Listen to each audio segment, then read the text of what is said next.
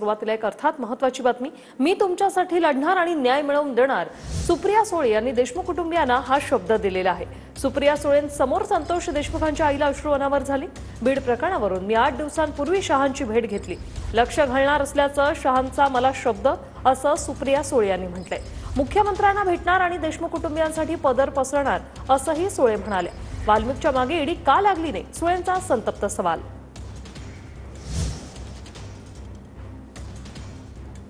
हे जे अंधाधुंदी कारभार झाला, तुम्ही आंदोलन वगैरे काय करू नका, तुमचा लढा आम्ही लढू। तुम्ही अन्न सोडू नका, खरंच सोडू नका, माझी विनंती जाईल